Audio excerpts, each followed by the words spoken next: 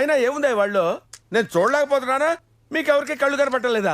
Dacoit Adivi Sesh hero, Mrunal Thakur heroine గా Shaneil Deo direct చేశారు. Teaser trailer చూశాక ఒక ఎక్స్పెక్టేషన్స్ అయితే వచ్చాయి. మరి ఆ ఎక్స్పెక్టేషన్స్ రీచ్ అయిందో లేదో ఈ వీడియోలో చూద్దాం. స్టోరీ ఏంటంటే హరి, అడివిశేష్, సరస్వతి, మృణాల్ ఠాగూర్ ఇద్దరు లవ్ చేసుకుంటారు.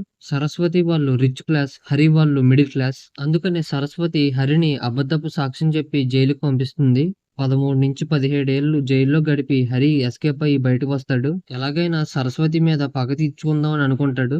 మరి పగ తీర్చుకున్నాడా లేదా అనేది మూవీ యొక్క స్టోరీ లైన్. ఫస్ట్ హాఫ్ అంతా హీరో రివెంజ్, అలాగే దొంగతనాలు అలా సరదాగా వెళ్ళిపోతుంది.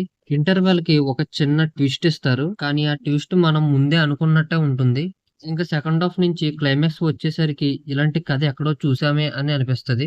లవ్ స్టోరీస్ తో వచ్చే సినిమాలు చాలానే హిట్ అయ్యాయి, కానీ ఇది లవ్ స్టోరీయే కాదు, లవ్, రివెంజ్, దొంగతనం, కరోనా హాస్పిటల్, మాఫియా ఇవన్నీ కలిపి మిక్సీలో వేసినట్టు ఉంటుంది.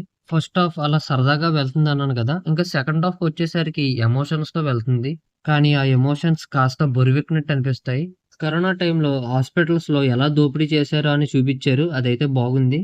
ఆ సీన్ చూస్తున్నంత సేపు మనకు ఆ కరోనా డేసే గుర్తొస్తాయి. కానీ మైనస్ ఏంటంటే మనం మూవీలో వచ్చిన ట్విస్ట్ మనం ముందే కనిపెట్టేస్తాం. ఆ ట్విస్ట్ చూసాక ఇది ఇంతకు ముందు 50 సినిమాల్లో చూసాం కదా బ్రో అని అనిపిస్తది. క్లైమాక్స్ అయితే ఇంకా లాగుతున్నారేంట్రా అని అనిపిస్తది. సినిమా ఎక్కడ హైలైట్ అంటే మ్యూజిక్ అండ్ బీజిఎం ప్లస్ అయ్యింది. సినిమాటోగ్రఫీ అయితే టాప్ నాచ్ ఉంది. ప్రతి ఫ్రేమ్ అలా పాజ్ చేసి చూడాలనిపిస్తది. ప్రొడక్షన్ వాల్యూస్ అయితే ఒక్క పైసా కూడా వేస్ట్ కాలేదు. విజువల్స్ కూడా అదిరిపోయాయి. అడవిశేష్ ఈసారి కొత్త యాసతో వచ్చారు. యాక్షన్ లుక్స్ సూపర్ ఉన్నాయి, కానీ ఆ యాస వల్ల కొన్ని డైలాగ్స్ అయితే ఏమంటున్నారో కూడా నాకు అర్థం అవ్వలేదు. ఎమోషనల్ సీన్స్ లో కూడా బాగా పర్ఫామ్ చేశారు. మృణాల్ ఠాగూర్ అయితే ఈ రోల్ కి ఆమె పర్ఫెక్ట్ అనిపించింది. యాక్షన్ లోను, ఎమోషనల్ సీన్స్ లో కూడా బాగా చేశారు. ఇంకా అనురాగ్ కశ్యప్, సునీల్, ప్రకాష్ రాజ్ ఇలా సపోర్టింగ్ క్యాస్ట్ అంతా కూడా బాగానే చేశారు. ఫైనల్ వెడ్డిట్ ఏంటంటే ఫస్ట్ హాఫ్ ఫుల్ గా ఎంజాయ్ చేయొచ్చు, సెకండ్ హాఫ్ ఎమోషన్స్ ఉన్నాయి, కానీ ట్విస్ట్ ఏమీ కొత్తగా లేదు.